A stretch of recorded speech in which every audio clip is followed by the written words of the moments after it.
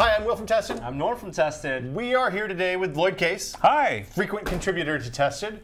And we're going to build a PC. It's been a while since we've done this, at least on camera. Yeah. I think maybe a year and a half. So a bunch of things about the PC industry has changed. Some things have remained the same. We're going to talk about each component, and you've brought all the parts. So let's get right to it. And you guys can follow along at home. Or just take notes. I mean, so the idea here is that we're going to show you the basic steps to assembling pretty much any PC. Loyd's picked some specific hardware because this is a machine you're building for yourself. That's right. Mm-hmm. But yeah, I mean, some lessons are applicable to all PC building. Some is specific to this. If you want a really nice, super crazy high-end PC, this is a good way to go.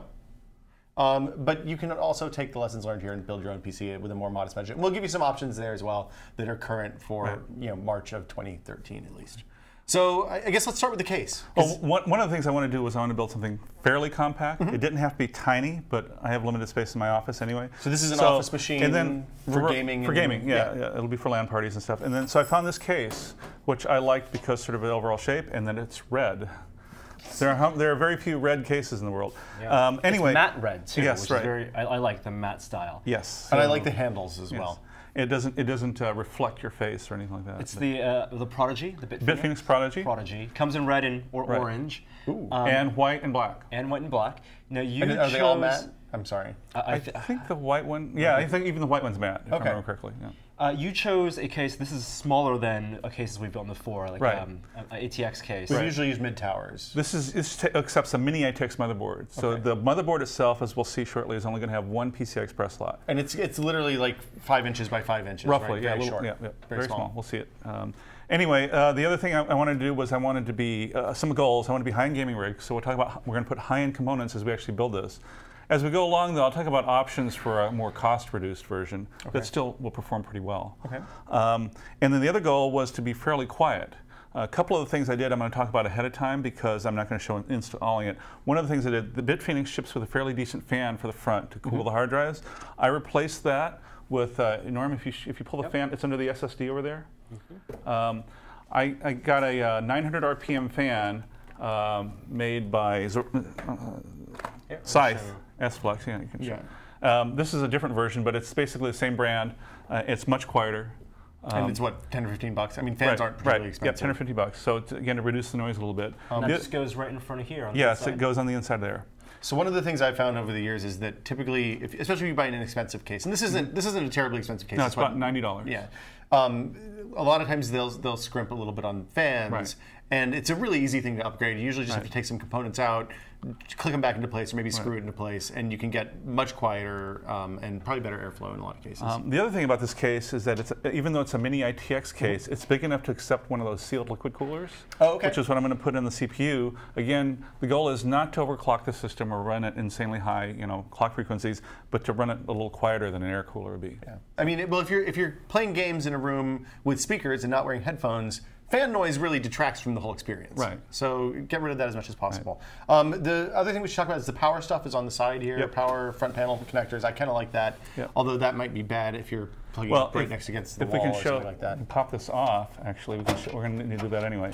One of the problems, it's kind of a nice feature, but it means all your cabling is on the side, and so if you have to take the case side off, then you have to be careful not. They give you a nice long cable, so you can lay it flat while it's attached, but still you got to watch out for that.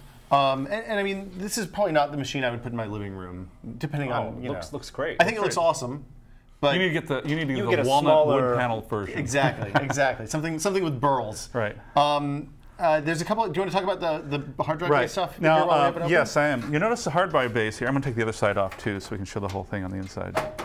So the way Bitphoenix ships the case is with the hard drive bays so that the rails are facing the other way. So normally this hard drive bay is 180 degrees from where it is right now. Oh, so the hard drives come in and out of this side rather than this side. Right. It's not that they're facing back. Front and back. Okay. Correct. And the problem with that is that if these rails here, if you have them on the other side, stick out so you can't put one of those big long graphics cards, because the graphics card would come and actually collide with the little rails. Oh, so you had to take everything apart and basically do a mirror image of the optical. And they actually give instructions in the manual how to do that. It's just a matter of you have to also reverse the optical drive tray.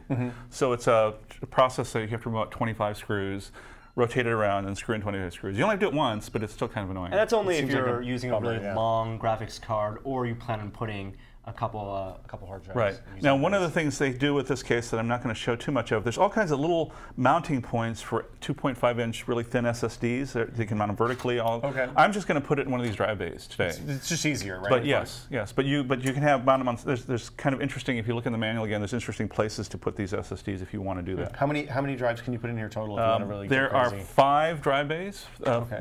Five 2.5-inch drive bays, and then room for 3 more SSDs, I believe. Wow. Okay, that's a That can more make this storage heavy than you're system. ever going to need in this size machine. Right. And so that's how the storage works. And it does accept an optical drive. I came across a mini ATX board case, a couple of them right now, that don't have actually optical drive bays anymore. Well, they want to be really compact. Right. Like Silverstone has one that does fewer hard drive bays, but Right. still has optical drive, and yeah. So the other thing about the mini ITX cases is typically they don't have big full-size power supplies or Right. the option to put that in. It seems like this is a little bit different. This is a miniature version show of this a over here. full-size tower in that it even has a separate compartment for the power supply, right? Oh wow, okay. So that's kind of nice. Although rather than the motherboard being mounted vertically oriented like it would in a full tower case, it's mounted horizontally. So it sits right on top of the PSU. Okay. That's really interesting. So I guess let's get started building. And I think first things first, Right. you want to drop the PSU in? Or? What I'm going to do is install, first I'm going to install the 2 drives, the optical drive and the hard drive, SSD. or the SSD, excuse me. We'll talk about those. So, I mean, I know a lot of people when they're buying an SSD really get kind of obsessive about, well, first off, Performance. optical drive's easy. Right. Just, if you want a Blu-ray player, get a Blu-ray drive. You Right. went with this The Asus. Blu-ray, yeah. This Asus Blu-ray, it's actually a burner, so Okay. you can burn Blu-rays. It's under $80 now, so that's the prices fantastic. have come down. If you want just a combo drive, let's say you just want to play Blu-ray drives, movies, you can get those for like $60 now. Okay. But if you're really tight on your budget, you know, DVD drives are $18, I think. Less than $20. And Samsung has the Right. 224. Right. Asus. When's the last time you burned a Blu-ray though? I did last year. I burned a Blu-ray, actually burned- okay. several of them, but Wow. but it So it's was been only 3 because- months is what you're it's- saying. Right. So. The thing I would say is if you're planning on ripping a bunch of DVDs with this, go to the CD Freaks forum and find out which drives are Right. recommended for ripping. 'Cause Right. some are definitely better than others. Again, to me, these days, optical drives are increasingly become sort of an optional component. Yeah. I have fewer and fewer games, for example, that come on DVD anymore. The ones that do, oddly enough, you install part of it off of DVD and it goes online and downloads the rest anyway. Sometimes you can just take a Steam key or an Origin key, type it in, just Right. download the game and forget the disc existed. right, that's right. So people obsess about SSDs. Right. There's a bunch of different controllers. They vary fairly wildly in performance and reliability and all sorts of other Right. stuff. And also how people use them, whether they use it as their only drive or a complementary drive. Yeah, and there's right. hybrid drives too. I think part of the thing is that until very recently, SSDs have been kind of an enthusiast play, and those guys obsess about everything. Because of the I'm pricing. including Yeah, myself. I in it. mean, Right. yeah, They're 3% expensive. matters. Right. And then, but to me, I sort of avoided using SSDs as my primary drive in a desktop system until I hit capacity I wanted. So 256. Wasn't enough, Okay. actually. Well, actually, it wasn't enough because in my primary system, like I'm running a system at home, it's got one of these, we'll talk about in a minute.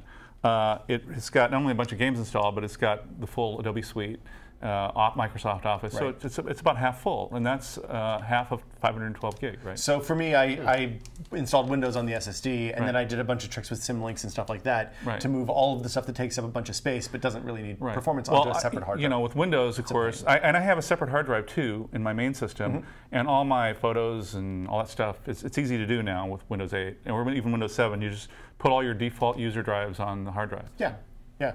Okay, so this is you went with the Crucial SSD. And you went with one SSD only. You have no hard drive for Right. the system. That's right. Just last year, SSDs went down under $1 per gigabyte, Right, which right. is kind of that sweet spot for SSDs. And now they're well under that. Right. Well, I found this particular drive. This particular drive here, you can't find at this price now, but every now and then I search for it. So I found this at B&H Photo Oh, for this is photo site. $329. For 512 gigs. Right. All right. So the M4 is not the fastest drive. Some people in particular have criticized its write performance, but if you're used to hard drives, it's going to be so much faster. Of course, and quieter. Right. And like I said, I use one of these in my primary system at home. It's been great. And they've been reliable. That's the other thing I think SSDs have gotten a fairly bad rap for, is that they haven't been, a lot of I won't mention any particular brands, but some have been kind of unreliable. Well, so I mean, when I'm buying an SSD, the reliability is the thing I'm most interested in.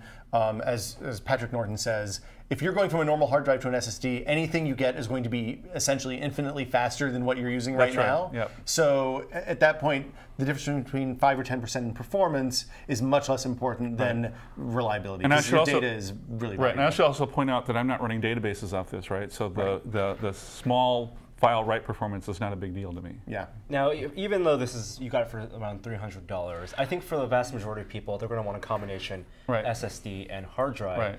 And I think 256 gigs is probably a right amount if you're just casual. Again, a lot depends on what you put on your, how much stuff you put on your drive. Whether you want to have all of your games on the SSD. Because there are tricks with Steam, for example. You can put a lot of your games on your hard drive. Individual games. And I think like a 256 gig SSD, whether it's from Samsung or SanDisk, it's around $230, $220, and then you can get a 2 terabyte Western Digital drive for about $80. Yeah.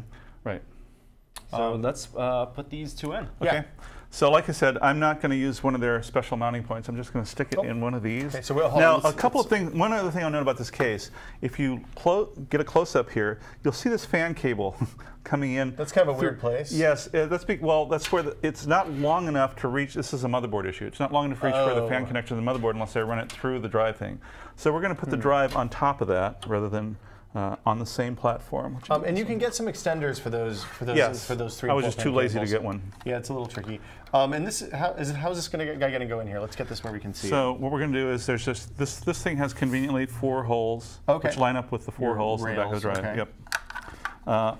Unlike a hard drive, one of the things I would point out is that if I was using a normal 3.5-inch hard drive, this is toolless. But because it just snaps in. Okay. Yeah, it just snaps in. But I have to screw this in. Are these the fine threads or the coarse threads? Do you remember? It's the ones that look like the same ones you use for your DVDs. So so these guys right here. Okay. So we're looking. Let's see if we can get this shot. It's in this case it's the finer thread. There's two different threads here. This is going to be this guy right here, the same as an optical drive. And sometimes they have a little hat on the screw. Right. And really, most of these components now come with screws or they're screwless components, like you said earlier. But the only tool you really need is a screwdriver. Right. And you have a pretty hefty screwdriver. Yeah. Can I show them that, Norm? Here. Yeah. This is a what is this? I can't remember the model number, but this is made by Milwaukee, or I should say it's sold by Milwaukee. Panasonic makes an identical model, by the way. Oh, interesting. Except it's black. The important thing about this is that I was leery about using electric screwdrivers in PCs until I found one with adjustable clutch, which is kind of nice because now. So it doesn't over torque your screws. I won't strip my screws. Yeah, which pot metal screws in PCs are notorious. These are not high quality screws, as a general rule. Right. So for this, I mean, with old mechanical hard drives, it's important you put all the screws in, get it really cinched down. With SSDs, there's no moving parts, so it doesn't have to be perfect. There's no vibration. Yeah, there's no. You notice, there's no little. Sometimes you'll see rubber grommets for the hard drive ones. There's no. You don't need a rubber grommet with your SSD. Yeah, there's no need for that anymore, which is nice. I mean, one of the things I liked about the SSD early on, one of the things that convinced me to move it, is both the fast boot time, but more so I got one more for. There you go. More so the lack of noise, the lack of clicking from the hard drives. Although it's interesting, there's one brand of SSD. Again, it's not relevant because this is an older model, but I could actually hear high-pitched whine coming out of the drive when. Oh, that's weird. So, from capacitors or something? I'm guessing. Okay, so then the drive just slots in. That looks really super dead simple. Right. And we'll plug it in, I assume, later when we have the motherboard in. Okay, so there's nothing more exciting than an optical drive.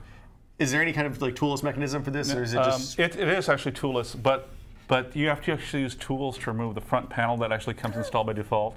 So you got to kind of go in and remove. You actually physically have to remove the hard drive bay, which is just 2 clamps. Okay.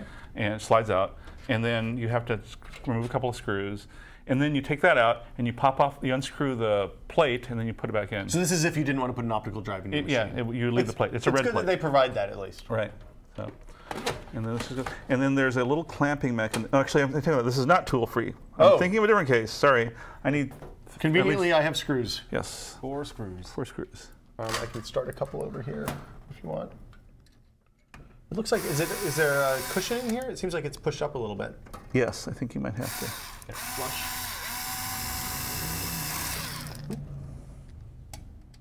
This is very hard to do with your fingers, it turns out. They're very small screws. Would you like a tool? See, I also have a magnetic. These are magnetic bits. See.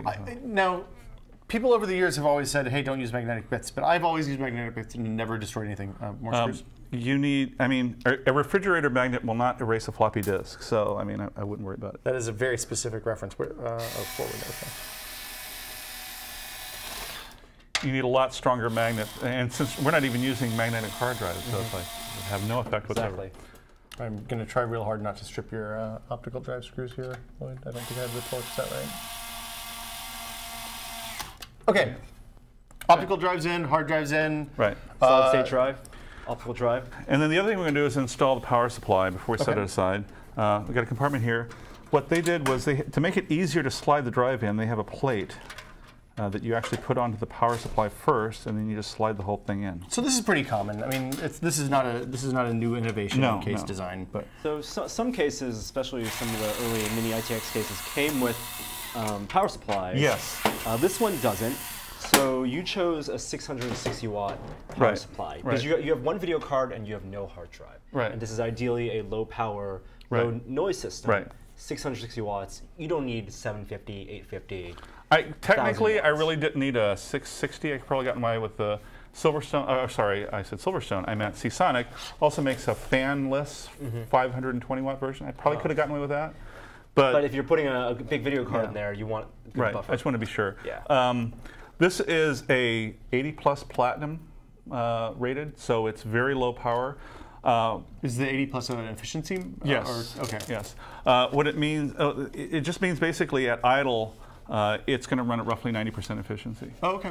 So just to give a frame of reference, with this big-ass video card that we're going to put in here, and Core i7 3770K CPU, and then one drive, the thing idles about 78 watts. Oh, and that's measured at the outlet, right? That's measured at the outlet. That's the entire system. Yeah. Right.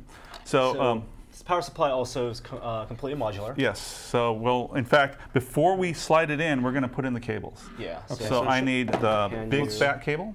If you look at this. Yeah, let's show Sam over here. So we've got two that are labeled motherboard, which is this guy here, this big fat guy. It's got these two connectors. And that's the 24-pin headers, basically. Right. It's the big fat motherboard connector that's 24 pins on the motherboard itself.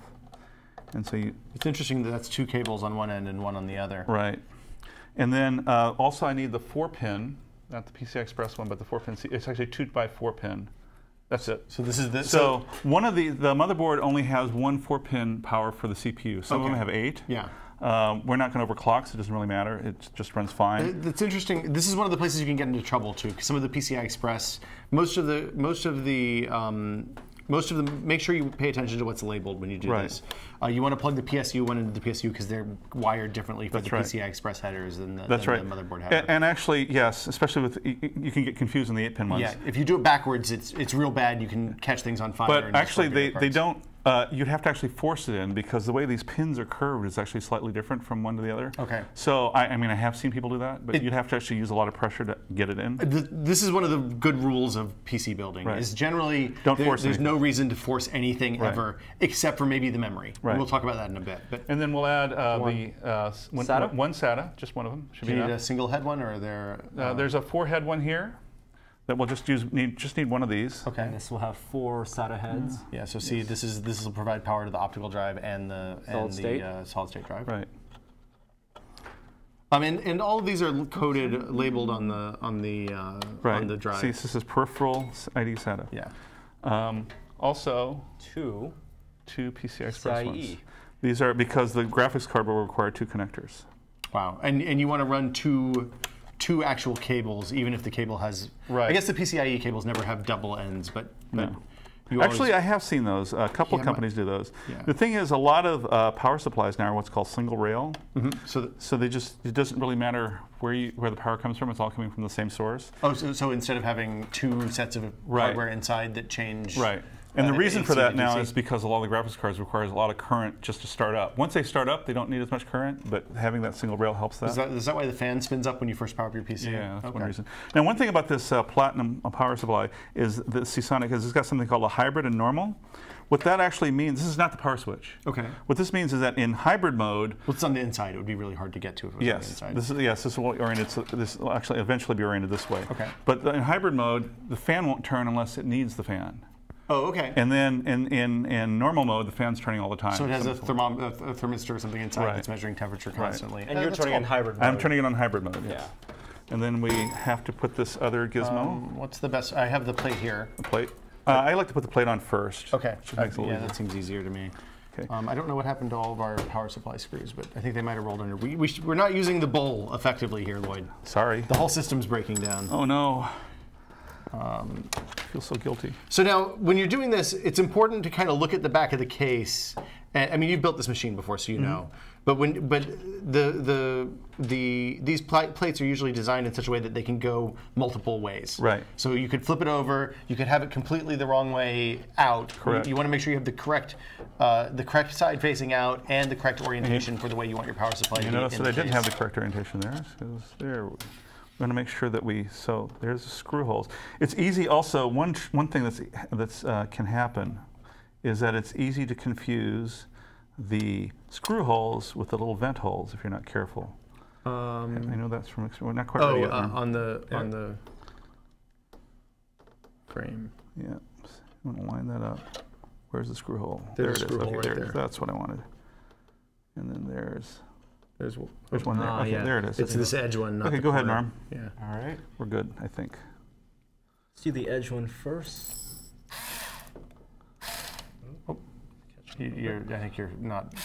No, there you go. Good. Okay.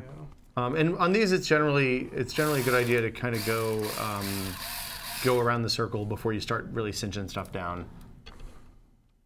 That will be especially good advice when we install the CPU heatsink, as you'll see shortly. Yeah, well, and then the other thing I always tell people is that if you want to make, because you said these are pot metal, that means the metal's a little soft.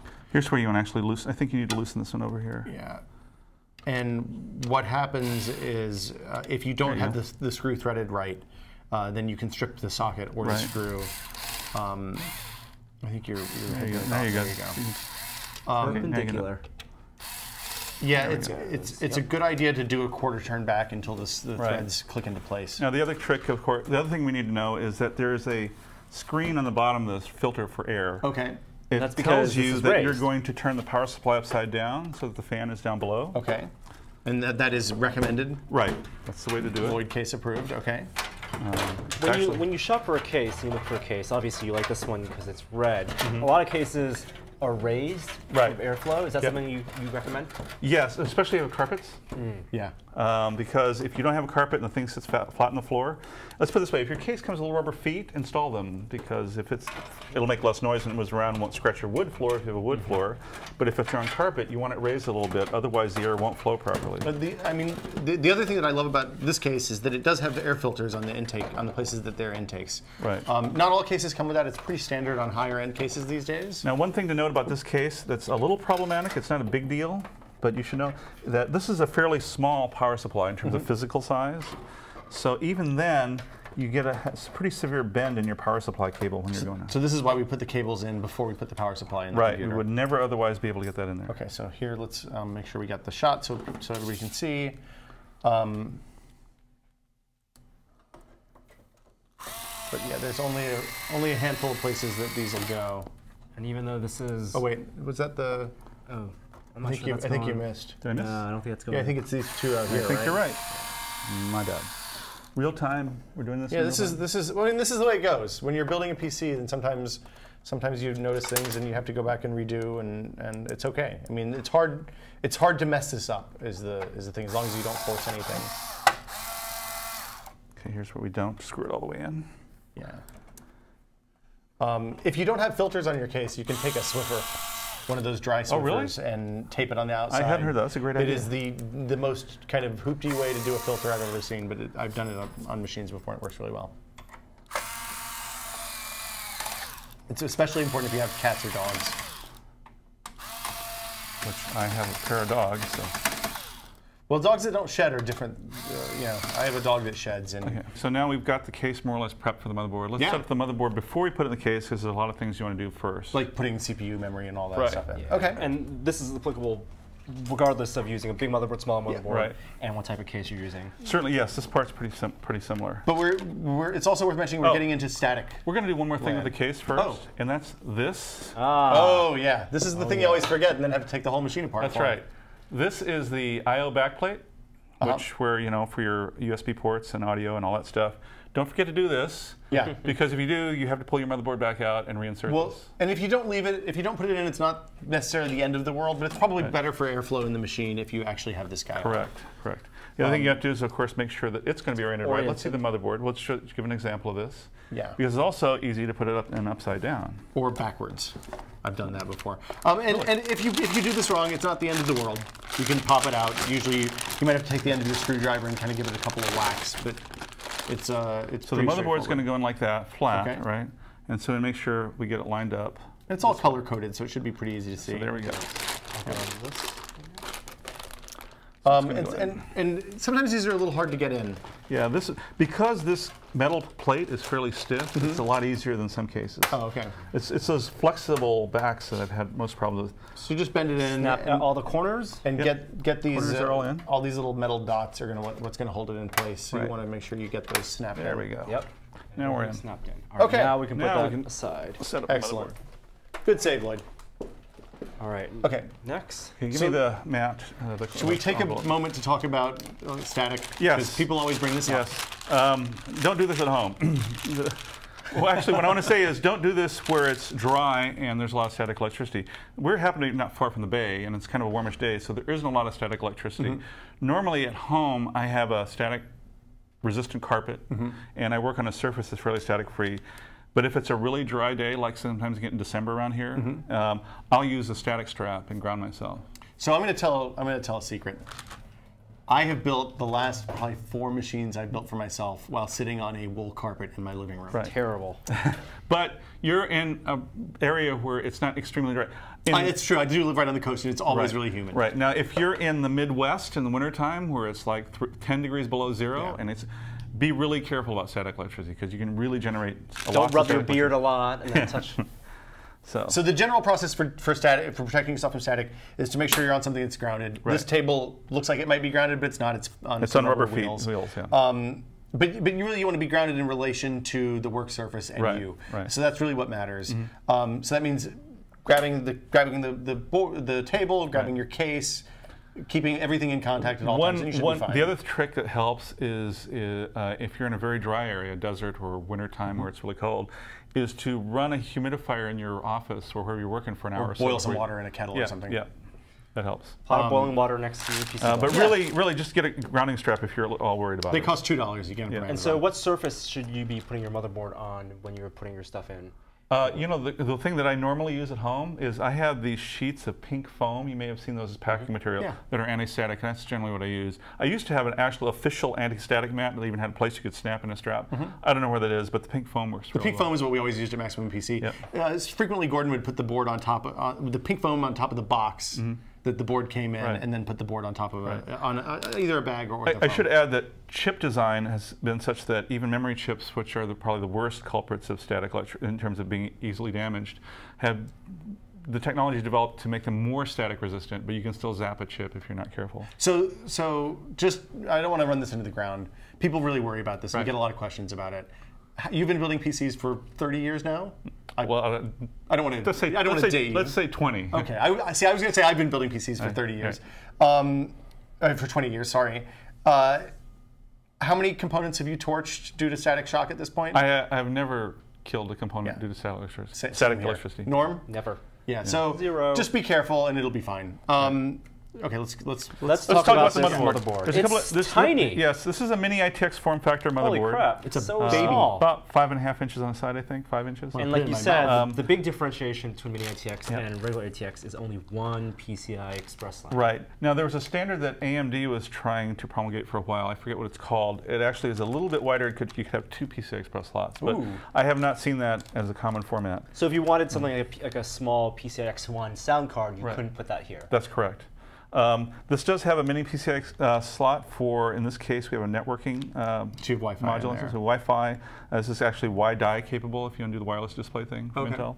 Does that come standard with this motherboard? This comes standard with this motherboard, and as well as 802.11n, right? So you can. I tend to connect up via wired just because of gaming and latency and all that. But and your house is wired. But for people that need wireless capability, it's there. It's amazing that more desktop PCs don't come with wireless built in. You're starting to see it a little more often, but yeah. Is this something you'd use for something else if you could find an appropriate sized mini PCI Express? It's a mini PCI Express card. I think you can get SSDs that fit in there at this point, although maybe not in that kind of small space. No, probably not. Because most of the ones I've seen are a little bit longer than that. So this is it's made by Gigabyte, and you chose a Z77 board because we're going Intel. And if you're building a new Intel system right now, 1155 system, you have Z77 and Z68. And H77 and H. There's a lot of variations on the point about this is a couple of things you can do with the motherboard if you care to. One is that it supports Lucid Logics, which is a way of connecting up. If you have a graphics card, let's say I have a big PCI Express graphics card, but I want to use minimal power most of the time, I could connect my monitor to one of the onboard things, use the Intel integrated graphics in fairly low power mode, just for normal desktop stuff, right? And then when I fired up a game, it would switch on automatically. I can't remember the branding of the Lucid Logic software, but anyway, it's specifically designed to do that kind of stuff. So your video, where do you plug your monitor into? You plug your monitor into one of these ports. And actually transfer the video on there. Wow. Oh, so you don't have to switch your monitor. That's fantastic. I didn't know that they could even do that. And then, other than that, it's just a normal motherboard, right? A couple other things that Gigabyte did. They put 2 HDMI ports on here, and they were demonstrating at CES 4K monitors running off of this motherboard, if you care about that kind of stuff. Because I'm going to build a little tiny machine and then run a 4K monitor on it, which I guess you could. You could. The other thing it has is it has antenna ports, and there's actually antennas that come in the box if you care about that. Dual 802.11n. Antennas. USB 3 on this board? USB 3, two ports here. Okay. It's got a header. I want to chastise whoever designed the motherboard header. This is not a Gigabyte problem. This is a standard. But this is the USB 3 motherboard header. It's so fat. So many pins. It's fat. The connector is fat. We'll see. We'll connect up later, and it's very easy to bend those pins. Oh yeah, those are like the scariest. Those are like old ancient. So when you're connecting up, so we're going to connect up the USB 3 connector before we slot the motherboard in. Or actually before we install the cooler, because once the CPU cooler is in place, the bend is horrendous. So when you do USB 3 front panel headers, you have to have a case that has those USB 3 front panel headers too. And ours does. In fact, here we can show what the header looks like. Wow, that's ridiculous. Why would they use that kind of a header at this point in time? You know, it's not even necessarily that the header's big. It's that the rest of the connector is fat and the wires are very stiff. So you got to be really careful when you not only when you insert it, but after you insert it, that you don't create these bends that actually rip the thing out. And to compare, this is what the 2.0 header looked like back in the old days. And get some props to BitPhoenix, because if your motherboard doesn't have a USB 3 header, you can still use USB 2. Oh, okay, that's great. Okay, so anything else about the motherboard? This is the 4-pin power connector we talked about a little bit before for the CPU. Right. It's actually, for such a tiny motherboard, it actually has 2 fan connectors. The CPU fan, obviously, but also a secondary one for their front case fan. Oh, that's good. If someone is searching for a motherboard, and you can search by brand, you can search by model, between these 68 and 77, H77, Z77, if you don't need the Wi-Fi and you don't need maybe USB 3, what would you get? This is like $130. Everybody should get USB 3. Yeah, I think so. Yeah. So Z77? Yes. Well, Z77, Z75, H77 is okay. It's a little. It almost doesn't. If you're not overclocking and you're not building like crazy high-end stuff, it almost doesn't matter. So the difference is the difference between Z and H still graphics? Yes, and one of the things that happens is that the lower down the pipeline you go, it's not that the chipset is that much less capable. I mean, it might have a couple like fewer USB ports or fewer SATA ports. What it really does is that the people tend to make the motherboards more cheaply. Oh, okay. So you got to be careful about that aspect. So you don't have the voltage regulators aren't as good and stuff like that. You have less. Okay. That's right. And of course, the thing that matters is the chipset and also the pins. Right. And this is a socket 1155. 1155. The other limitation of these small motherboards is I have 2 memory sockets. So I got to pick my memory. We're going to put 16 gig of memory in this thing. So you're going to put 2 8-gig chips. That's right. When you're buying a motherboard and you're buying memory, you want to make sure that the memory, especially if you're doing high-end machines, you want to make sure that the memory that you buy is on the compatibility list for the motherboard. It helps, yeah. I find it's just easier so you don't have to worry about voltage and stuff like that. Just we plug it in and it works. All right, let's start plugging things into this motherboard. Now, the first thing we'll do is put in the CPU. Okay, so let's talk about the CPU. You want Intel, so this is an That's not the CPU. That's the CPU. Right there. There we go. And you went with a high-end 3770K. Yeah, we'll talk about a couple options, but the 3770K is the current high-end of the Ivy Bridge line. Okay. Right. 3.5 gigahertz base clock. It'll boost, I think, to 3.9. So that means when you're only using one core of the CPU, the other core speeds up. I think up to 2, actually. Okay. And the K denomination means that it's unlocked. Yes. So if I wanted to overclock, I could. Now, in reality, for this particular system, I probably would have been fine with 3770 non-K, slightly lower clock speed, but it would have been fine. It would have been a little bit cheaper. Okay. Alternatives is, I think there's a 3350P, if I remember right. That's like a 3 gigahertz part, or 3.1 gigahertz. Perfectly fine, especially if you're just doing gaming, right? Still 4 cores. No, it's a Core i5, not an i7, so no hyper-threading. Oh, okay. Slight differences in cache, but really, again, for gaming, you probably wouldn't notice, and that's like $170 as opposed to this is close to $300. Okay, but $170 for a high-end for a good processor is amazing these days. Quad core. Yes. And then there's also 3750 if you want to stick with the i7. Right. And there's a K and a non-K variant for that. So is there a benefit of using the unlocked if you want to make a quieter machine? Can you can theoretically underclock. People have done that, as a matter of fact. They underclock, they undervolt, they underclock, and so it uses less power, so you can run quieter if you want to. Okay. We're just going to pretty much stick to the defaults. Now, we're not going to use the default cooler. So Intel's, and to be fair, the current crop of Intel CPUs, the coolers are pretty good. The stock cooler's okay. Yeah. Well, the stock cooler is okay because the CPUs now, even the high-end... it's hard to get that guy out of there. The 3770K is rated, I think, at 75 watts. At full load. At full load, so we're... Anything 83. It's certainly not 130 watts that the old Extreme Editions used to be. Well, remember the old dual-core Pentium 4s where stuff catches on fire? Theoretically 130 watts, but really? Yeah. Really, who knows? You have to get an extra air conditioner for your house. Now, this looks like a classic ZIF socket. For those of you who may be used to older CPUs, it works a little differently.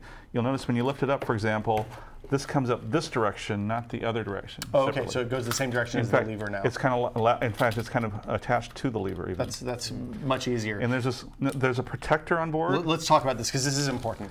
The pins are no longer on the CPU. If you look at the bottom of the CPU, it's just these flat. It's been like that for a while now. Yeah.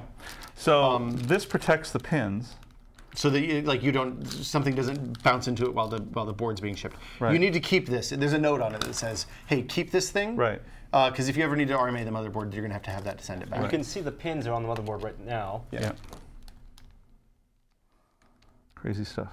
Very dense. And it's called socket 1155 because there's 1,155 pins in there. Which is why a 1156 CPU would not work on this. It's one better though, right? No.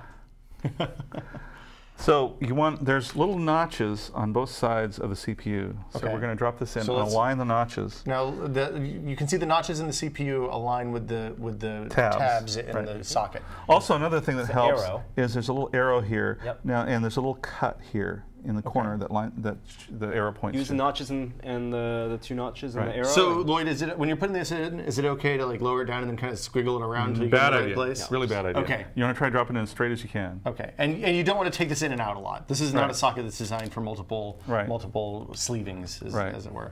And then you sort of make sure that when you put the cover down, that it lines up with this little screw that actually is part of the latching mechanism.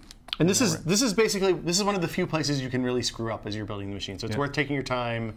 It helps to have good light, I found. Right. And yeah, don't hesitate to go slow. Right. On this socket, it looks like the way to hold it is to grab the CPU this way, because the notches for your fingers are kind of on the top and the bottom. Right. So again, let's just lift that up and show those notches one more time. You can see the notches there, and the tab there, and there. And then and you can lower it like this, so you can see.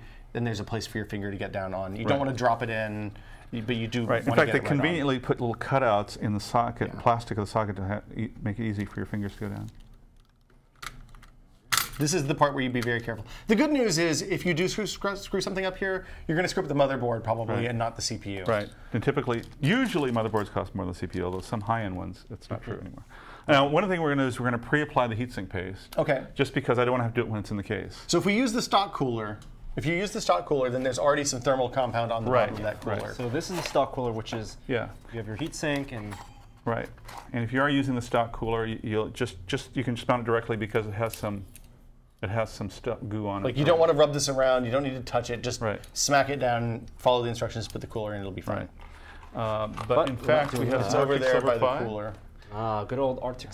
Now you need a very little bit of this. A pea-size amount, Loyd? Everyone says pea-size amount, but you got to really see it. A baby pea maybe. I don't know. Yeah. Okay. A half a pea. The reason is, you want as little as possible because the last thing you really want to do is have the heatsink slop out over the sides and get into the pins and everything. Well, and I mean, how much? That is, and show how much you actually put on there. See, and this is how much I use. We'll show you how. That's a finger in comparison. Here's a screw. Let's give some context here.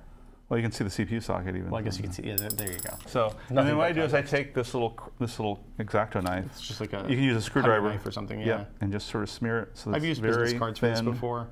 Very even. Yeah. And we're done. How much? I mean, how big is the die underneath the? Because the thing that we're looking at here isn't actually the CPU; it's the heat spreader on top of the CPU. That's right. The die is very small, and unlike past dies that people may have seen, it's actually rectangular, not square. Okay. Yeah, it's not very. I forget. It's like the size of a fingernail or something, 70 millimeters square or something like that. Not very large. Okay, so are you going to put the? Are you going to go and put the cooler on now, or are you going to wait until we're in? Memory next. Okay. Yes. Now, memory, so cheap these days. Yes, and I chose this memory for a particular reason that turned out not to be very useful. And it's because of the motherboard. No. This memory is Kingston HyperX low voltage. Okay. Theoretically, it will run at 1.35 volts. Okay. At 1600 megahertz. Versus 1.5. Okay. So it uses a little less juice. The problem is that you can't actually manually adjust the voltage on this motherboard. So it's going to send the 1.5 no matter what. So it runs at 1.5 just fine, but it's not a. I mean, this is. It wasn't as useful as I'd hoped it would be. I have to assume most of these ITX boards aren't kind of have the overclocker friendly features. Right. That like voltage adjustment for the memory. ASUS makes a pretty decent little mini ITX board that does have a lot of those features in it, but it has a disadvantage of this giant voltage regulator module section that kind of sits up vertically that you have to mess with. Blocks the space. Okay, so when you're putting this in, there's a couple of things to look at. Right, let me show that again. I did that too quickly. So again, we got talking, it happens. Right. Notch, and then there's a little tab inside the socket itself. And this is basically I turn this around all the time. I always try to. This is why you should never force anything in, because I will inadvertently, even though I'm like dyslexic about memory modules or something, even though I thought I lined up correctly, I will have put it in the wrong way, and I realize if I don't force it in, I'll recognize right away that I'm doing the wrong thing. But if I try to force it in, I'll ruin the memory module or the socket. Or take a chunk out of the socket. Yeah. And as memory modules change, the placement of that tab changes. So if it doesn't, if it looks like it's close but it doesn't fit, you probably bought the wrong kind of memory for your motherboard. And this is DDR3 memory. Yeah. You bought 16 gig, 2 8 gig sticks. Right. It's so cheap. It's a little over $100, $120. Right. For 16 gigs of memory. And the 8 gig kit, that's the same equivalent of this, is about 50. Wow. So something else to talk about. If you're building a full-size ATX board, you'll probably have 4 memory slots, or maybe even 6, depending on the board you choose. Right. But you should build with two slots. Well, no. Let's talk about memory slots and chipsets and stuff. So the chipsets that work with the Ivy Bridge processors now. Generally, the full-size motherboards have 4 sockets, 2 memory channels. You put them in pairs, right? Okay, and it's important to get the memory in the right socket. Right. If they're color coordinated. They're usually color coded. And then the other thing, but if you're going for the Extreme Edition parts, the socket 2011 processors, they'll have a minimum of 4 memory sockets, all of which have to be populated. Well, they don't have to be populated, but if you want to get best performance, you typically have to put in 4 modules. Some actually have 8, in which case you get the same situation. You want to make sure you populate the right socket. And if you have any question at all, it's worth looking at the motherboard manual. Because some vendors, at least in the past, they're better about it now, it seems like, have said, okay, you need to have memory in these 2 orange and blue sockets and not just the blue side. So read the instructions. Really, it's the ones most of them are same color. Yeah, same color. I remember, I can't remember, I think it's MSI. MSI used to be really bad about it. Alternate colors. Now it's all same color. And if you have 4 slots, and if you want to get 8 gigs of RAM or 16 gigs of RAM, you want to fill up 2 slots. Right. Because then you're using. One thing you can do, though, is that with those 4 socket motherboards, is that the the two pairs don't have to be the same, just the two modules. So you can have two 4 gig if they're in the right sockets, and two 8 gigs or 2 8 gigs, right? It's generally better to get as much memory as you want and use the minimum number of slots to get the channels populated. A couple other things about this motherboard: the pins that we're going to connect the front panel connectors to, the power switch, are color coded. Oh, that's nice. Nice. And you'll notice there's different colors here for the SATA ports. The white ones are SATA 6 gigabits per second. Okay. The black ones are SATA 3 gigabits per second. So are they all part of the chipset, or do you need to install drivers? They're all part of the chipset. Okay. At least with Windows 7 and 8, you shouldn't have to worry about it. And same thing for the USB 3 ports. Yeah. Although with Windows 7, I would definitely want to install the Intel drivers that come on the motherboard CD. I mean, that's a good idea just in general. Right. All right. Okay, so we've done. What next? We're going to start getting this ready for the case, I think. And the way we're going to put the motherboard in, and then we're going to start installing the cooler. Okay. Sounds great. You want to get that USB header in there first? No, well, after I get the case set up. Okay, so let's lift the case up here. Yeah, I mean, when you're doing the cables, especially when they're attached to something that's not attached to the case, you kind of want to minimize the movement that you're going to have to do. Now let's see if I did let's see if I was right about how I wanted where the power supply thing was. And it turns out that I was right. So this is important. Because of the tightness of the fit on the back of the power supply, you have to make sure that the power supply cable ends up on the right side. Right, and there's the 24-pin connector. Now it turns out that the we should probably rotate this around so we're on the right side. Oh, okay. Yeah. The 4-pin connector is there, so we're pretty good. Now there's 4. Now the nice thing about BitPhoenix is that they put all the mounting screws in ahead of time. I didn't have to do that. Oh, in the case? Yes. Oh, that's nice. Which is kind of nice. It looks like you're a little off on the back plate. So if you look at the back plate on the... I can't see it. Yeah. Ah, yes. Okay. So something is holding me up. What is that? Ah, that's great. The fan wire. Ah, we talked about that. Yep. There we go. Okay. So again, you shouldn't have to force. Right. So everything's in theory.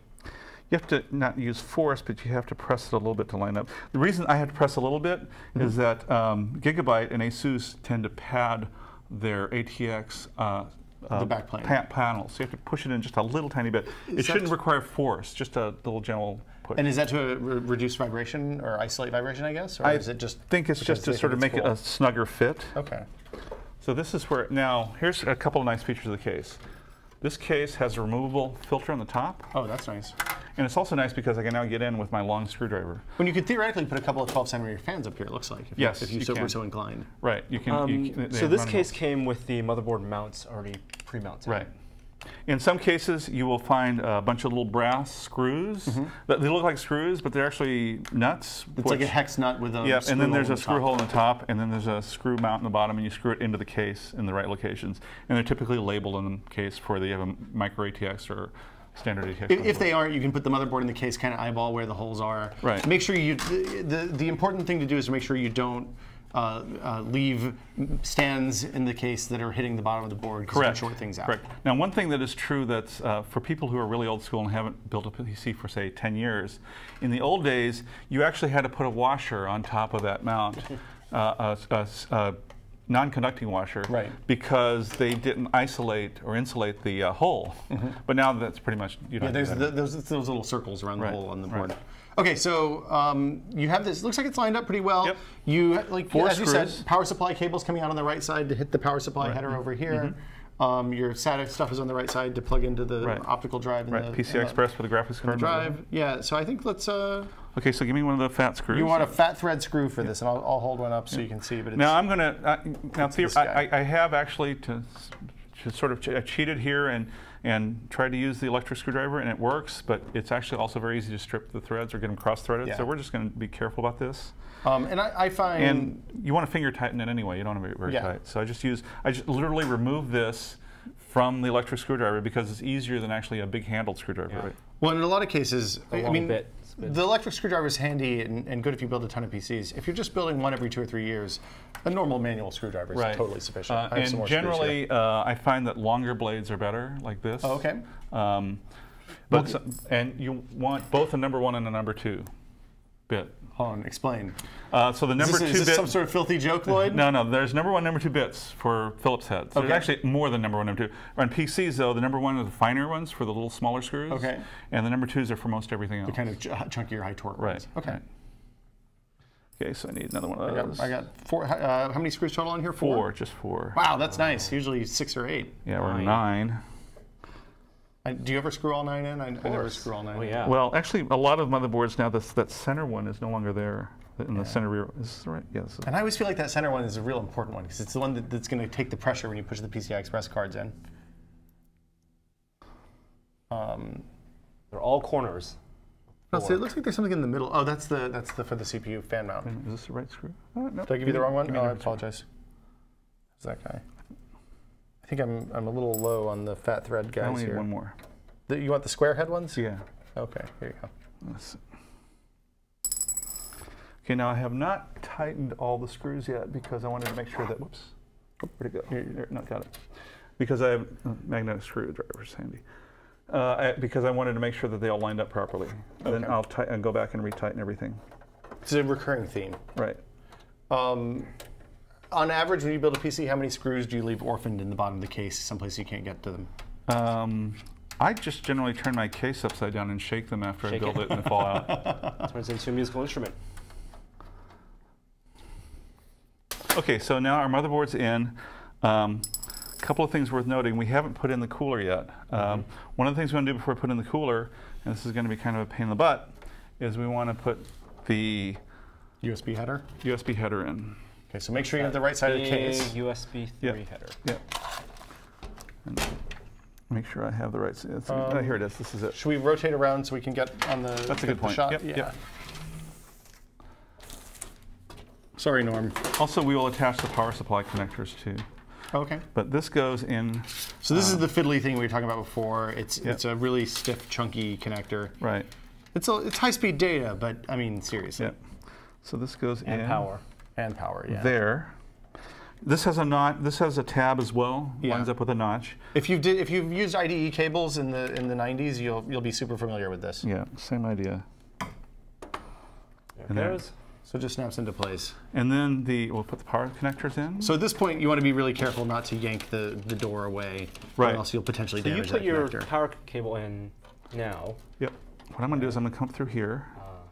Cable management. Yep. And this is keyed as well, so it only goes one way. Correct. I'm pulling in here and it'll allow me to actually stuff this cable down so I can close the lid later. So there's no windows on this case. It's not about pretty cable management, it's about pretty enough cable management. It's just about making it easier to close up afterwards. Yeah. Also, there is we should show the snap on this too. Yeah. Let's do it the correct way. So there's a clamp on this side of the power connector. Right. Boy, that is a terrible way to bring that in. Yeah, I think if I were designing this motherboard, I would have rotated the no kidding. power connector 180 I bet degrees. that's probably part of a spec. You can tell the right way to plug this in. It'll only go in one way because of the way the slots are keyed, but there's also a notch on the side that the clamp goes on. We'll take one of these 4-pin power connectors. Does it matter which one? Doesn't matter. They're both the same? Yep. Okay. And that's just for CPU power? That's for CPU power. This was actually created so that it would deliver enough power to the Pentium 4. And eventually, there are two 8-pin ones for especially for people for high-performance CPUs, people that overclock. 1366 these days. Right. Do we want to do SATA cables now while we're on this side? Or, are we going to do SATA cable? We don't really. Yeah, it'd probably be a little easier. They're kind of a tough run because they're on the wrong side. No, not those. The data cables. So need 2 of those. Yep. So anything special on the SATA cables, or do you just use the ones that come with the motherboard usually? There's 2 kinds. Gigabyte actually ships 2 different kinds. They ship one with a straight-in vertical header, right? And ship one where one end has a snakehead. A snakehead. Cobra head. And this is the one I attached to the optical drive. Okay. It's not as big a deal with the SSD because of the way we're going to go in. Sometimes, though, I prefer to hunt down snakeheads for all of them in some cases. But and you can get, that's something you can get at Amazon or Newegg or Fry's or wherever. So for the SSD, I want to use, of course, the, now here's a little philosophical thing. I, of course, want to use the SATA 6 gig per second interface because that's what the SSD supports. Yeah. Now, I always try to get, when I do my first install, I connect to the one that's furthest away and hardest to reach. Okay. Because if I ever add a drive, I want to be able to get to the one that's easiest to reach. It makes sense. So. Put that in the back. On a case, this doesn't matter so much on this case because this is a small case, but on the case that I use at home, I'm actually going to do is run it. Are you going to run it down and under? Fancy. Yeah, try to. Hide those cables. I may not have. You might be able to bring it around through there, yeah. I think you're gonna have to tuck it through. Oh, there you go. That works. I find. Is there enough room? It's gonna be real tight. Just barely. Yeah, you might be able to move it to a different tray. There we go. I'll do that. And for the SSD. And these SATA data cable connectors have the metal clip, so it kind of gives you a little snap in.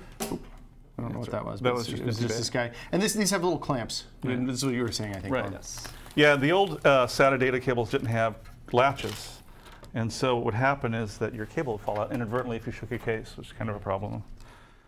I think it's this side. Oh, the other way. And then you need a second I have a snakehead one. Do you want the snakehead for the optical? Yep. And that one So goes then we're here. going to connect up to the back black one here. Because the optical drive is not going to be 6G. One other thing to notice is that this has a little L shape to the connector, so you got to make sure you notch it in correctly into the SATA. Only goes in one way. It only goes in one way. Don't force. You But can force it in the wrong way. Either end. So, this side that you're plugging into the motherboard right now could go onto your drives. Right. Yeah, that's a good point. The SATA cables are pretty straightforward and easy to use. And I'm stuffing this down here just to minimize the cable length eventually. This is not, at this point you're worried about airflow more than how pretty it looks inside. Okay, so there we've got most of the, and then lastly, but not equally important, we're not. We'll get to that later actually. I'll show you how to do that. There's a trick to it, but I want to do that after I install the CPU cooler. But it's worth installing these little motherboard down connectors. There's the LEDs for power. Okay. There's the HD audio connector. And finally, there's the actual power and reset. And there's no eSATA on this, I assume, right? No. Okay. No, USB 3 has pretty much killed that off. So this is connecting the case to the motherboard for the indicator lights, for the power button, the reset button, for the front panel audio. So because there's built-in HD audio in here. So in some motherboards, there's a difference between HD audio and AC97. AC97. But AC97 is really old and essentially unsupported now. Really, the only reason they put these anymore is if you ever use a case with a really old motherboard. I don't know any Mini-ATEX motherboards, well, maybe some early VIA ones that might have had AC97, but really, you can't really trim it off. So what I often do is I'll take like a twist tie and just twist this on here. Or a piece of electrical tape sometimes. Right. Okay, so the power switches are not polar. You can just plug them in directly on the power switch. They're color-coded, you said? Yes. How do you find out what color means what? It's in the manual, but Okay. I know from previous experience that the red ones is the power. Okay. But they are labeled on the connector, so it's nice. That is good. What about the blue one is reset. So then some other boards, Asus does a thing where they put a little block. You plug all the headers from the case into that and then just jam the block into place. That's really convenient. The only tricky part about this is the LEDs, I find. Right, especially when they don't label them. I mean, they don't color code them. See, this is all black. Okay, so how do you know which one's the positive and which one's the negative? I took a wild guess when I originally did this, and I don't recall even if I did this, if it worked, but I just put them in so that the labels were visible. So typically the white one is the negative, right? Right. And you want to have the negative to the negative on the motherboard. Right, or the one that has a different color, like an actual color, like a red or green will be the hot one. Yeah. Usually. And because the LEDs only work when the power is applied in one direction, then if it doesn't here's work... where I don't remember, Norm. Can you hand me the manual? Because I don't remember which color was the hard drive one. So the manual... Refer to the manual. Right. We are actually looking at the manual, and if we go here, there's a page that shows the front panel connectors. I love motherboard manuals.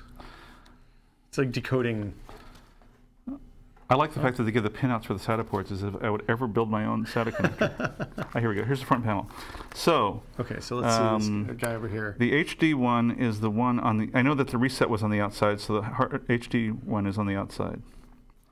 And usually, let me show this for a sec. So, typically in the motherboard manual, the way that the board is labeled is they'll keep the orientation the same when they show the picture of where it is on the board. So here's the connector on the board, and that means you can assume that the pin one is the top right. Now, actually, BitPhoenix labeled this, but it's extremely subtle. If you look on here, there's a little triangle on one of the connectors. I'm going to assume that that means hot. Why not? Okay. Makes perfect sense. So, case manuals. Now the nice thing about this is that the color coding on the pins themselves actually have a plus and minus on the base. Oh, that's good. So it's like in the plastic that the metal comes up out of. Right. And putting these on is really straightforward. There's a piece of metal that sticks up out of the plastic. The pins, you put the sleeve down on that, and there's basically even if you do the lights backwards, the worst thing that happens is you have to go back in, and redo flip them around, and do it again. Yeah, you won't burn out your LEDs or anything like that. Nothing bad happens. Again, the only places you can really do serious damage are when you're putting the CPU in. I've seen people force and push the memory too hard and break stuff there. But now here's where I want my light. Can you hand me my light there? Absolutely. So I have one of these little clamp lights, Yeah. which I've used before as a clamp light, but really I just need a little flashlight for contrast. Hello. You don't wear a light on the top of your head, like a head-mounted light. I have one of those, but you know, I don't want to look that dorky for the show. Hold on. Wait. What do you mean? Explain. I use my headlamp all the time. Yes, but do you do it on TV? Well, we're on the internet. It's a different set of criteria. But this thing actually is more useful than a headlamp because I find that the headlamp, my head is not always pointing the direction I want it to point. You know, one of my favorite things for working in PCs is I have a little USB-powered snake light. Oh yes, I've seen those. Those are neat. And you can plug it into a powered hub, even if the hub's not connected. I can't remember who made it, but there's a company that made a case that had one of those built into the back. Oh, I remember that. Gordon went bonkers when that came into the Max PC lab. Okay, now let's add the HD audio connector. Okay. That, if I recall correctly, is way on the other side. Looks like it's way over there. I think that is it. It should be labeled. And those are, you can align them because even though they're 8 holes, there's only 7 pins. Right. It's keyed, is what you mean. It looks like it's right beside the CPU fan. Yep, Loyd. it is. It says FP audio. There's also a SPDIF. Yeah, let's show them that. So yeah, you notice that one of the holes is completely blocked off, so you can't really install it the wrong way. Or you can, but then you bend all your pins. Yeah, bad things. Does this have an optical port on the front there? No. No. Are you sure that's it? Yes, there we go. Which is the missing pin? This is always a fun game. They conveniently put a second 2-pin connector right next to it. That's the SPDIF connector, which nobody ever uses anymore, in my experience. So, do you remember what SPDIF stands for? Serial Parallel Independent. Sony Philips Digital Interface. Really? Yes. It was part of the original CD spec, right? Yeah. Right. I remember on my first sound card came with a 2x CD-ROM drive. Right. 300 kilobits per second. Creative Labs? Creative Labs. Live. Yeah. Okay, now we're going to do the cooler. We've got all the pins in. Okay. Now, this is the big box. You chose now self-contained liquid cooling system. I'm using a sealed liquid cooling system. Some people call them a closed loop system because you never add liquid to this. It's completely integrated. And they last for a really long time. They last for 5 to 7 years typically. This is interesting. I forgot to show one thing on the motherboard. I'll talk about in a minute with the cooler, regards to the cooler. But this is interesting because you don't have to add liquid. It's also very quiet. I'm using the Intel one, which is actually made by Acetec. And Corsairs are also made by Acetec. Corsair uses Acetec, and I think they also use Coolit. Okay. But the interesting thing about the Intel one I found is actually a little bit quieter than most of the others, even though it's the same company. I think it's probably because of the fan they use. It won't overclock as much. Okay. But I'm not doing that. I mean, there's 2 reasons to use water cooling. One, because you want it to overclock when you need to carry more heat out, or one, because you want it to be quiet. Right. You're going quiet. Right. Now, the way this has has one power connector. Or one main power connector. Where is it? It's on the fan. Where's the fan? Oh, here's the fan. There. We'll attach the fan in a second. So what you actually do is you plug, if I remember correctly, the fan gets plugged into the adapter on this, and then this guy gets plugged into the fan. So you daisy motherboard. chain. Yes. Basically. Some of them require 2 motherboard down connectors, and it's kind of a pain. Or occasionally a Molex on something really old, right? Right. Okay, so this radiator is going to go up on the top, or you're going to put it on the back, or what's it's going to go. I'm going to put it in the back. Okay. That's the way I had it.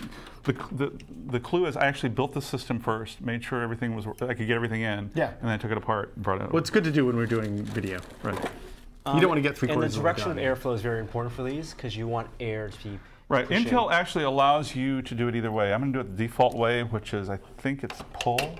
Getting air out of the case. But they actually give with adapters allow you to turn the fan around and mount it the other way if you want. And so the general rule on airflow, we haven't talked about this yet, but the general rule on airflow is you want to bring cool air in the front and blow it out the back, right? At the top. So that's why you have an intake fan in the front and in front of the hard drives, and you're going to exhaust out the back. Right. Some more screws. So a lot of screws. Yep, I'm trying to remember which one was which now. So these are this is pretty much the only moving part. I guess the optical drive counts as a moving part. There's a fan in the power supply. Right. There's a fan in front of the optical in front of the hard drive or SSD. But this is pretty much it for moving parts. GPU. Oh, fan on the GPU. Right. Yeah. Now you notice that these came with 2 sets of screws, one slightly longer than the other. The slightly longer one is how you screw the fan into the heatsink. Radiator. Okay. Yeah. Radiator. Excuse me. The heatsink is on the pump. So the neat thing about these is that the 2 components are radiator and fan, which you're going to hook into the case, and then this guy right here is a pump, but it also has an integrated heatsink. And you normally think of a heatsink as a big thing with a bunch of radiator fins on it. You don't need that because it's water flowing through it and it transfers the heat. I should add that these fan mounts are standard size, so if you really wanted to use your own fan, you could. Oh, okay. If you wanted something quieter, faster, or whatever. In fact, Corsair sells several of their models without a fan at all, so you can put your own fan on. Okay, I like that. I like putting my own fans and things. There's a switch on the side of this fan, Loyd. That's for, I believe, low noise or high performance. Low noise or high noise. And the washers are... Yeah, I tend to set mine to quiet. Yeah, I almost always set mine to quiet. I never really regret that, it turns out. Wow, this motherboard has very few, because it's mini ITX, very few fan connectors. The 3-pin has 2 of them. Some come with up to 5. Right. And then the CPU one is a 4-pin one with control. So the thing is, so we have 2 fans, the one on the CPU, which is going to connect obviously to the CPU fan, and then the one in the front case. If we'd put a 3rd one in this top part, we would have had to use one of those Molex connectors or a splitter of some kind. Well, and then when you do that, it's not a smart fan. So it's plugged into the motherboard. The motherboard can control fan speed and noise. Right. So there's downsides. Although I should add that in the case of the fan that I put in the front, it's actually a fixed speed. It's not actually controlled at all. This one is, though. The processor fan is controlled. Well, the thing I found is if you're talking about like depending on the fan, of course, if you're talking about a 600 or 800 RPM fan, then it moves enough air to get what you want done. I forgot to show something on the motherboard before you installed it. I'm not going to take it out now. No. There is, to attach the heatsink to the motherboard is this little bracket thing. Underneath the motherboard was a bracket that is mounted with actually double-sided sticky tape that Intel supplies. And they do that, or you have to do that before you have to do that before you put the board in. If you don't do that, then obviously can't. The interesting thing is that this is adjustable so that you can put it in 1155 or 1366. Right, the corners. Oh, the corners of the. Yeah, you can flip these around, or in socket 2011. Okay. The thing about, and it comes with 2 different sets of screws. One screw fits socket 2011, and you don't need the bottom reactor because socket 2011 actually comes with little screw mounts built into it. Oh, it's built into the board. Right. This is probably the most frustrating part of building a PC. If you're using a third-party cooler. If you're using the standard cooler, those Intel fans are very easy. You just push the corners in and rotate. Right. These, you have to use that bracket, and then you have a plate in the bottom. Now, the way I'm going to do this is I'm going to, oh sorry, Norm, finish the thought? Okay. I'm going to install the heatsink, or sorry, the radiator first, and then we'll put the heatsink. Do you mean to hold something? Do you need a hand? I think we're going to be good. So when you're putting that double sticky side tape thing on the bottom, how do you make sure it's lined? Do you have to eyeball it and make sure it's lined up? I got that. No, there's actually there are. Remember the screw mounts have to go through holes in the motherboard. Okay. So that's how you line up. Oh, so they're posts. Right. Okay. Right. Also, there is a thing you want to do it the right orientation. If you do it 90 degrees off, it might not. The sticky tape might be in the wrong place in terms of the pins underneath the motherboard. Oh, good to know. So one of the things I've also neglected to mention is that there are no adapters in an Intel liquid cooler for AMD processors. Right. So if it's hard to believe. So if you really are using an AMD processor, which a lot of people do, you want to get one of the other coolers, Corsair, Antec, any of those companies.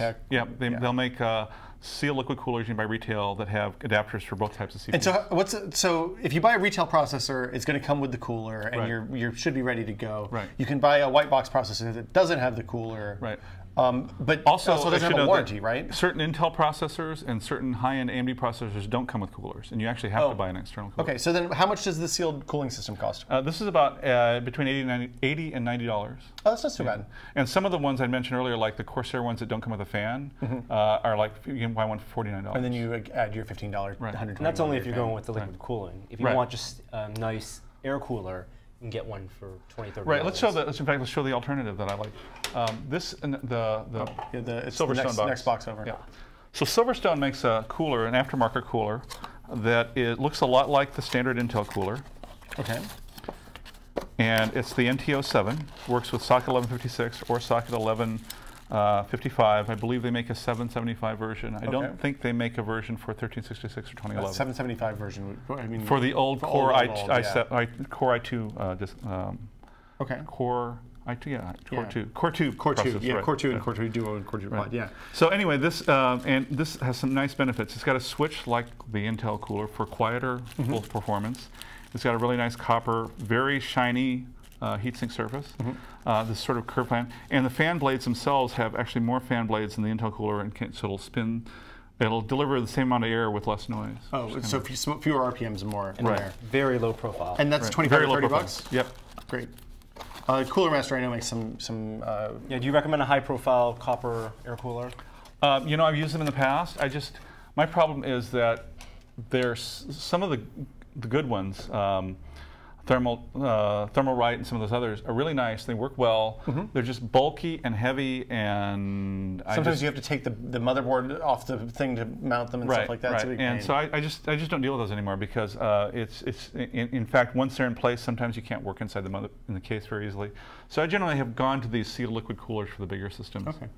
But again, that's a preference thing, right? If you're gonna, No. Some of those air coolers, some of the high-end ones, can actually do a very good job if you're overclocking. Yeah, I mean, it really, for me, the difference between the closed air and the air cooler is whether you want noise or not. Right. And noise bothers me, and I'm happy to pay another $100 to get that. Right. And I totally appreciate that. Now, mounting this is kind of entertaining because if you read the directions and look at the videos, they say screw this in, and then you sort of slide the heatsink in and rotate it a little bit. That seems really hard to do. That actually doesn't work because it's still this still ends up being a little bit too low when you screw it in even a little bit. Oh, wow. So I just generally put it all in at one time. Okay. So, but first we're going to screw in the radiator because that means I'll have a firm mounting point. Now, I'm going to think about how I want to do this because I don't want this to come around the graphics card. So let's rotate it this way. So you touched on this, and you touched on this a little while before. Right. You want to make sure you think about which way you want the air to flow. Right. The case comes with the cooler comes with some adapters if you want to switch the fan around and aim it the other way. So we're just going to slide this in this way. Does it have arrows and stuff on the fan to tell you which way the air is flowing by default? No, because it tells you in the Intel manual. Okay. But that's remember the adapters to reverse the fan direction? Right. You can actually do that if you want. And when you say adapters to reverse the fan direction, they don't reverse the way the blades turn. You literally flip the fan over. Yes, correct. So this is oriented towards a standard 120mm fan mount. Okay. So I need the slightly longer, no, the short screws. The short screws. Okay, these guys right here. Yep. Do you want the washers? Yes. This is where I want washers. I'll just give you 2 and pick the rest out. Actually, not these short screws. Oh, the other short screws. Yes. These guys? Yes, that's right. Okay. The slightly not the coarser thread. So these guys right here. And the washers. Again, we're not going to screw it all the way in because we're going to make sure everything's oriented properly. Just in a little bit.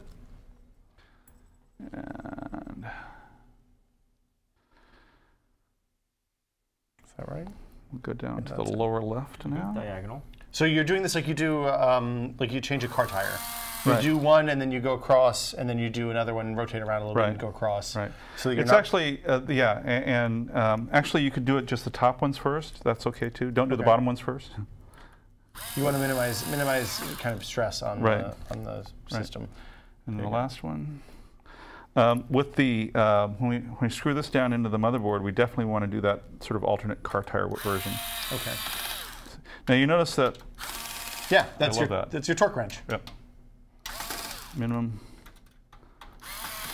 There we go. That's in. Okay, that's easy enough. Now this part is going to be kind of hard to see, but now you notice that these are on pivots, so that you can actually orient this pretty much any way you want. I'm going to bring this in. The tubing. Tubing's on pivots. Right. Okay. And then I've already got the CPU thermal paste in. A little bit of light. And then, a little bit of light would be helpful. You know, try to get it from over here if you want.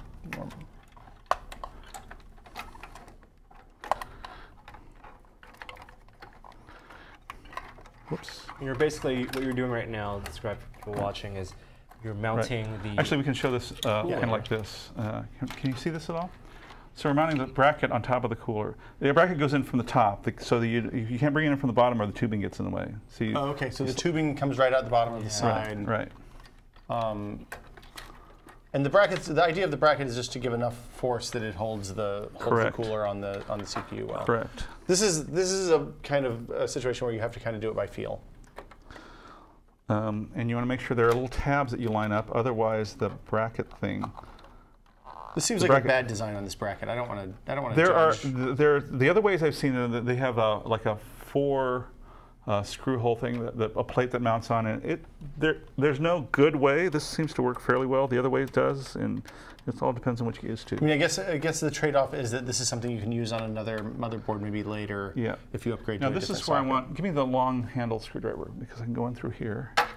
Okay. And screw this down. So what you're doing, you're just lining that up with those posts that we talked about before that are attached to the two-sided tape. Right. On the bottom of the Am I not quite lined up yet? Not lined up. Yeah. Close. Close. And on this, you're just going to literally just start the threading and then move on to the other one, I assume? Yep. Oh, I see. This is protecting. There we go. And if you're looking at this and you're nervous, if you're just using a normal stock cooler, it's much simpler. Yeah, you just push these tabs down and they latch into place. Yeah, it's like little plastic. We can show. So if you look over here, these 4 corners, they're not even screws. Yeah, they're snaps basically. These 4 snaps, push it in on top of the cooler, and then you push those pistons down. And these, you just put like a flathead screwdriver in. You only do that when you remove it. Push that in. That's Sometimes you have to reach in the screwdriver because of the case, not because your hands won't go in. Yeah. But by default, you just push it. You line it up and push it in, and you're good to go. Now you got to make sure you hear that snap because if you don't hear the snap or feel it, it means that it's not properly seated and your CPU will overheat. And the first time you try to move the case, probably you'll end up bopping your CPU cooler around inside the machine. So how's it going in there, Loyd? I have to loosen this up again. I was too enthusiastic.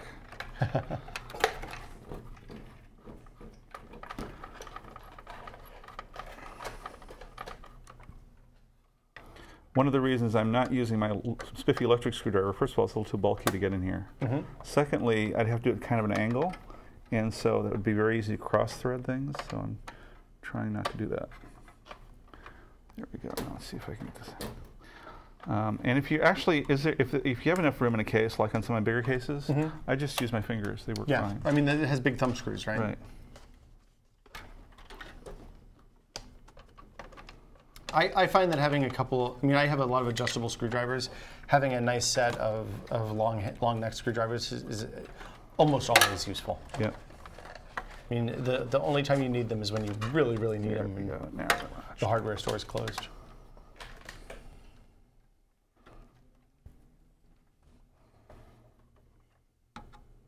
My favorite story about screwdrivers is that I was at a Orchard Supply with my brother-in-law, and we were returning something. I don't remember what we were returning.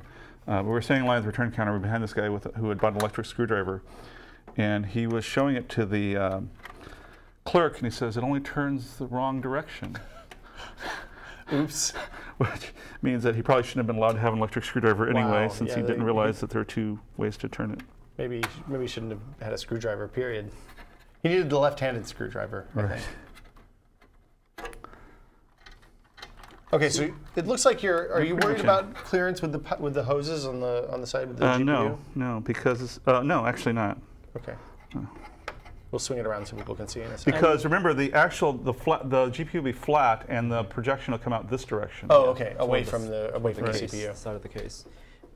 Oh, so it actually is going to hang off the side of the motherboard. Kinda. It's weird. Yeah, because it's maybe ITX business. I don't know, Loyd. That's actually right. It hangs off the side of the motherboard. Just running the motherboard. Again, the key is you want the screws so that they become firm. You don't want to like over tighten them. So an eighth of a turn past hand tight? Yep. I feel like this is zero wobble on the cooler over the CPU. Yeah. Right. This is the Blair Witch project of CPU installs right now. Well, this is the most terrifying part. Even with an air cooler, it's still like you're. I mean, you're talking about the most precious part of your build. Right. Do you remember the original Hdmi Port coolers that had this clamp thing? Oh, and then you were saying, it's like you're saying, how much force do I need to clamp this down? And it always made you always felt like you were making a horrible cracking noise right before it. Now, a couple of points. You notice that I wanted to show you this. I could have installed this front panel fan before I installed the cooler, but I'm going to show you a little trick with this. Are you going to show? I think you're just going to tell us probably if I had to guess. First I want to install. No, I'm going to show it to you because I have to connect it. Okay, now we got this. Okay. First, let's finish up the Intel cooler. Okay, so you're going to plug the fan into the pump, and then the pump into the right. So where's the fan? There it is. So the fan goes into the adapter here. And when you're doing this, how careful do you have to be to not knock loose the hoses?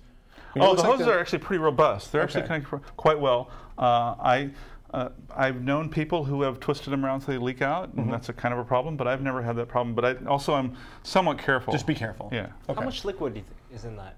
Probably only a couple ounces. Yeah, it's very, very little. Still, you don't want to all over your motherboard, especially if it's running. Yeah. Oh, I used to fool around with regular liquid cooling where you actually fill the reservoirs. I did that always terrified me. You could get the stuff that was theoretically non-conductive, but it was only non-conductive until it hit skin oil, basically. Right. Okay, the CPU cooler is down here, so that just goes in. So you're plugging into the fan connector, fan header on the motherboard now. Now the other fan header is over here. I did this on purpose because I wanted to show people what they did if they get stuck. So there's the fan header right there. I can't get my fingers in there, right? No, that's impossible. So I have this. Are you going to forceps something? Yep, I'm going to take this little fan cable. Huh. So where can you get forceps, Loyd? CVS. Really? Yeah, right, really.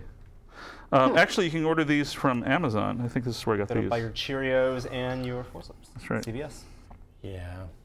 I like having a dental mirror sometimes when I'm working inside a PC. I find it gives you a good angle into places you can't necessarily see. That totally screws up my orientation. Well, then you just need to get two dental mirrors and hold them apart so you get, kind of. And then someone else to hold their light, and No, you need one of those little spy cam things, on the. I've always wanted one of those. On the end of a stock. Yeah. Why would everybody should have those at this point? I think.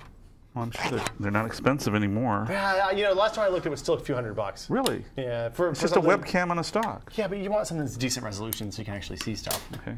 Anyway, so I just want to show that if you did this, and you say, "Oh my God, how do I get that fan header?" and you're not lost, you just need the right tool. So let's we can clamp off some arteries and stuff now too, so we have that going for us. Says the man who just had surgery. Hey, I've got holes. Let's do this. At this point, are you going to put? there are very few components left. One major component left. You're going to put the power for your drives in. Yep, that's the last thing to do actually before we do the power for the graphics. So let's flip this whole thing around so we can see. Yep. With the motherboard, put in. Can you grab that door? Connector to your one SATA, or your 4 SATA. Yep. The data cables are connected. Yeah, there's plenty of length here, right? So we're going to do the first one down below. And you want to run it through so you can shut the door? That's a good point. Thank you. And at this point, this side of the case could actually close up. Yeah, we're going to close that side of the case up, actually. But I want to show how you line up the cables. It's kind of a pain in the butt. Because the thing about the SATA cables is they're directional too. They only go in one way. Yeah, the power cables are also L-shaped, kind of like the data cables. And in my experience, they're always the wrong way. Right. So like if you have two drives that are directly above each other, the cables will be reversed, so you have to do some weird twisting. So this one actually goes in the direction. I don't twist horizontal. I wrote flip. Yeah, you flip. Up. This went in the direction I wanted. Well, that was easy. easy. Isn't awesome? Yeah.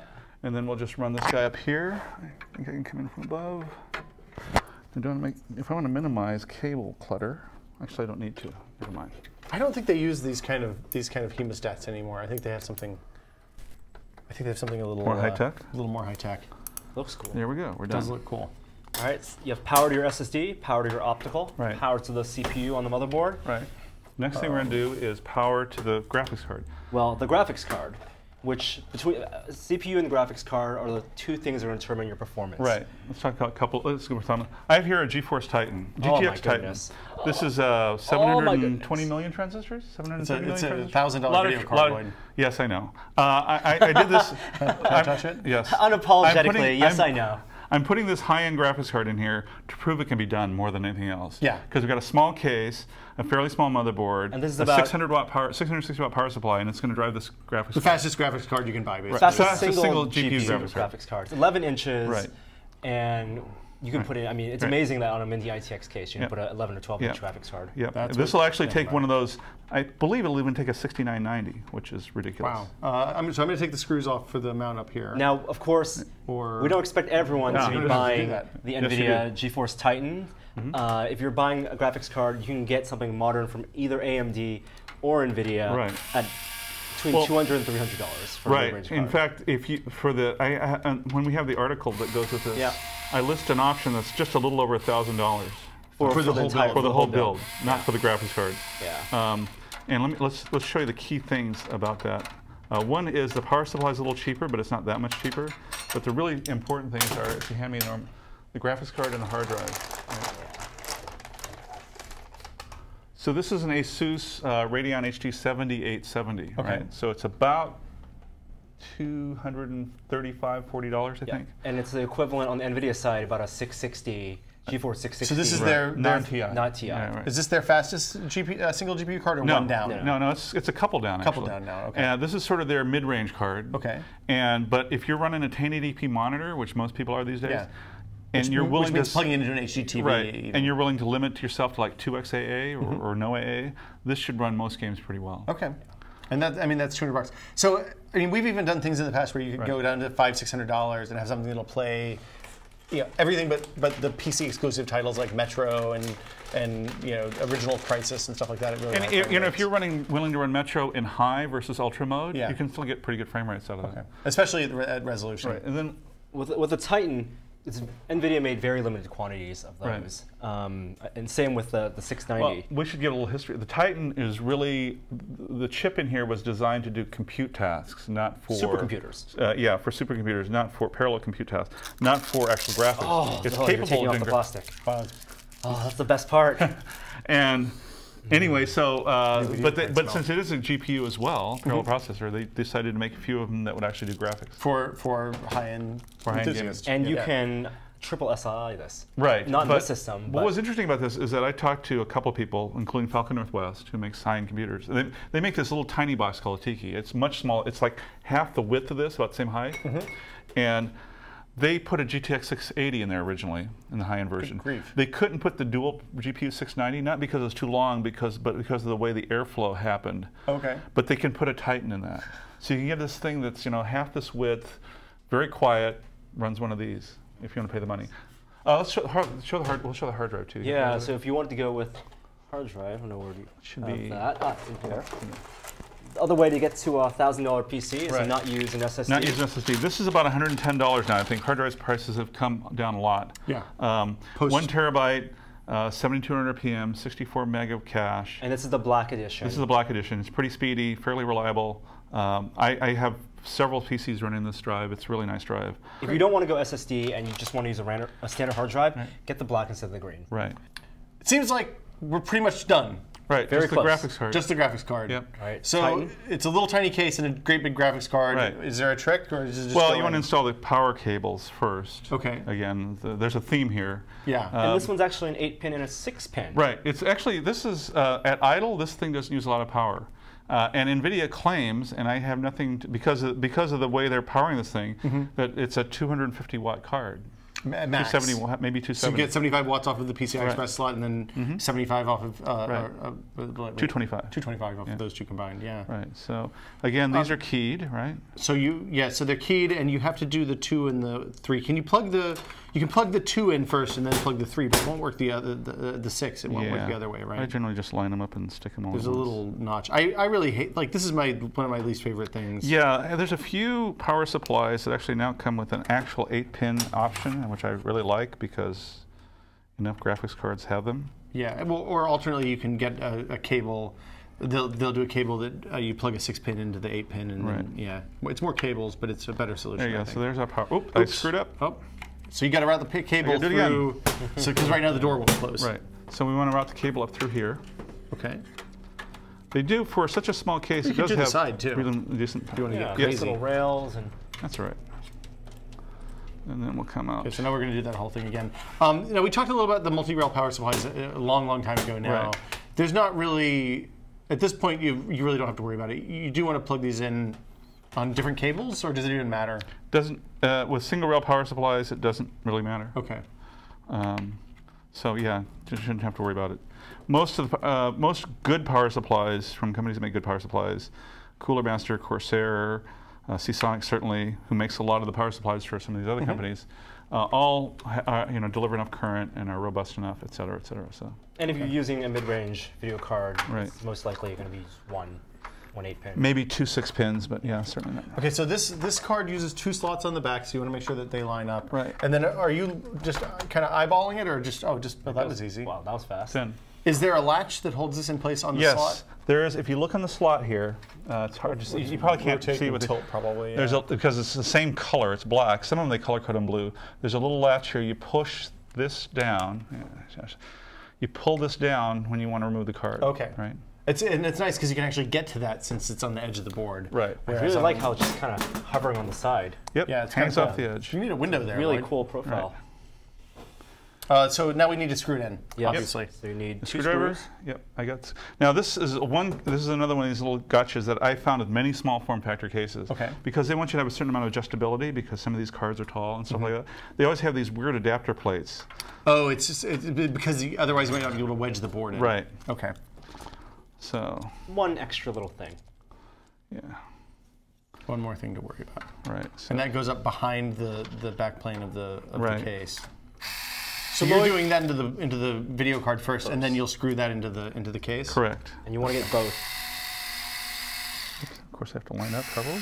There we go. Lloyd, you're obviously your home system. You have 3 monitors. Right. So you're going to use 3 outputs. But a lot of video cards these days come with at least 1 DVI, also HDMI and DisplayPort. Right. Which port? If the monitor supports all 3 of them, which one would you recommend they use? Which one well, it depends on if you're hooking up just one monitor. Yeah. Doesn't matter. Doesn't matter. Yeah.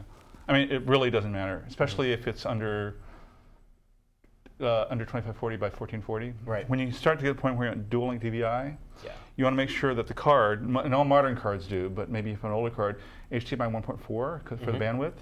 If it has DisplayPort, you have no problems. If the monitor has DisplayPort. DisplayPort 1.2 is coming out this year. The cards support it. Monitors with DisplayPort 1.2 are coming out this year. Okay. And you do cool things like there'll be actually 2 DisplayPort connectors in the monitor, and you attach one cable from the graphics card to the first monitor, and then you daisy chain them. Oh wow. Okay, so it's almost like Thunderbolt, but for DisplayPort. Right.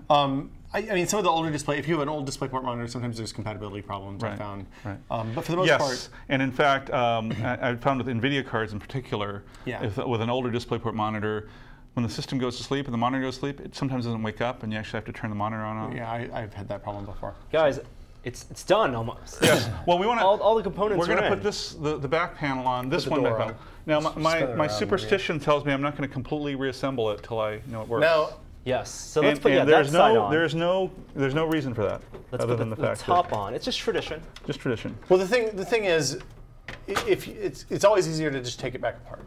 To fix something if it's already still open. Right. That's the reason you do that. Right. This is where having a small case where the cable's kind of packed in. Right. I have found though that when a little bit. Yes. Okay. Okay. I'm sure it's a statistical thing, but most of the time when I assemble a PC and then turn it on, it doesn't work. And that happens. I mean, just to be clear, that happens to everybody. Right. Thumb screws. Yep. Thumb screws. Looks like you might be off a little bit on the bottom over there. It's possible. No, actually, what it is. Does this? Or is it just cable bolt? Oh, there you go. Sometimes if you're doing if it's not really on this case, but sometimes cases will have little guides that step into rails on the bottom and top edges. Right, which is kind of nice. And this one does actually. It has it has a latching thing in the front that you okay. slide it into. One more of those. There. Now you could have put the radiator in the top almost. It looks like. I probably could have, yeah. But again, remember we're also facilitating airflow through the case. Right. So then you would have. Also, I have this bad habit. I don't know about you, but I put stuff on top of my PC. Oh, of course. Blocking the fan if you have is probably not a great the idea. cat loves sitting on top of the PC if there's an exhaust fan. Don't put a soda on there and have condensation. No, you put that in the cup holder, Norm. Cup holder on your PC. Yeah, the cup holder's in the front. You just holder. push that button, it comes out. Okay. You put the cup there. Now we need to boot. Yeah. Okay. Wow. So we're gonna get a monitor. Yeah. We're gonna go plug in the keyboard. Yeah. And mouse, and we're gonna boot this up and maybe run a benchmark and Why see not? how this performs because Right. you have basically Intel's best. Actually, we're going to just processor. first see if it posts. See if it posts. Okay, don't get ahead of ourselves. Baby steps. Baby Yeah, steps. it looks really, really nice. Okay. I didn't bring up. Did I bring? Is there a power cable inside the power supply box? I'm sure there is. We have power cable. We need to go get monitors and stuff. We'll be right back. All right. Okay, monitor connected. There's a mouse and keyboard hidden back here. Right. Can I hit the red button? We have not powered it on. Just, No, this just is we're doing. Let's do it live. Yes. Okay. I'm gonna hit the button. Hit the button. The blue light turned on. The hard Lights drive on light the video flashed. card. You know, why do you need a hard drive light in a world of SSDs? Good question. Oh, look! It I booted. just saw something. Oh, There we hey, are. there Look. we go. And we are in. You can see the CPU frequency, which should say something like 39 something, I think. There's a 9 and some zeros there, I'm pretty sure. Yep, that's single core performance. It's Yep. normally running through. So yeah, we are live. Let's just save this off and go. So this is going to be a UEFI bias, right? Yeah, yeah. Actually, you can control it with the mouse. See? Oh wow, the mouse! Yep. There you go. This is the future. I really need to build a new computer. Right. Oh, let's see if we have. Let's escape out of here. So we saw the processor. Did we have 16 gig of memory? I couldn't tell. Say? 16 total memory size. Yeah, 1630. Yep. Okay, now let's see what it looks like when we go. Now I want to tell the truth here about something else. Before I came here, Windows was installed on this SSD. So you bought an SSD with Windows pre-installed. They sell those these days. Like I said, I'd built the system before to make sure all the components work. Of course. I mean, we always do that when we do a build. Right. And Windows is installed, so we're not going to make people sit through the exercise of us setting up Windows. However, you have to say with the USB 3 drive that has Windows 8 on it, right, and installing to a fast SSD, right, installing Windows takes like 8-9 minutes now for Windows 7. I haven't installed Windows 8 in a long time. But you have pre-installed, you have some software installed, so we're actually see how this runs running on a 30-inch 2560 by 1600 monitor. I didn't realize that the GeForce GTX on the top of that card lights up. I don't know if Sam can get down there and show us, but it's I'm going to use this opportunity also to let people know that we're giving away a video card. Asus has donated a GeForce 680, so GTX 680, GTX 680, which is a pretty good card. This is their 4 gig model, isn't it? This I think it is 4 gig model. Yep. It says 4 gigabytes right there in the front. And if you want to win this card, whether you're watching on YouTube or on Tested, subscribe to our YouTube channel, Tested.com, like this video, post a comment. That's how we're going to select someone. Post a comment on Tested or on YouTube with whatever your computer system specs are, and we'll pick someone by the end of the month. Random drawing. Random. So booted. You're in Windows 8. Yeah. Yep, we're in Windows 8. Let's run 3D Mark. It's still Windows 8, huh? It's still Windows 8. I don't need to run Steam. Well, I don't have any. I may not run Far Cry because I don't have an internet connection. Oh, right. Uplay. So apologies. We have to lean over, and we're watching the monitor on a monitor, so it's a little confusing here. Something's launching. And so 3D Mark, their benchmarking system, you wouldn't use this to compare to like, just because a game runs 3D Mark well doesn't mean it's going to run, or a video card runs 3D Mark well doesn't mean it's going to run all your games well. Right. It's a point of comparison between video cards. It's a synthetic benchmark. Right. But it's a pretty one. It is pretty. So this is on a 30-inch panel. It's running 2560. Yeah, it's not running at 2560. Oh, it's running in whatever. I can't remember if I have it set for extreme or normal mode, but it's some lower resolution that they set automatically. Okay. But the desktop was running at 2560 by 1600, wasn't it? Right. Okay. Yeah, Windows 7 and Windows 8 does a really good job of detecting what the monitor does and setting its default desktop resolution for whatever that is. There we go. Wow, I haven't seen this benchmark before. It's nice. I have seen so many loops of 3D Mark at this point in my life that I'm cool. I'm good on that.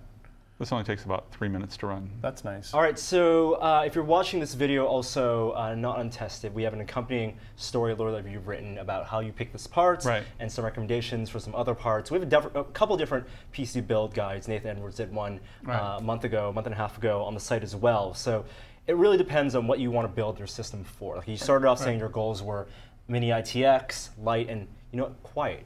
So it's running the game right now. I can't hear it. And I can't hear the fan ramp up. And the door's off. And the door's off also. Yeah. That's pretty amazing. I mean, there's no clicking from the hard drive.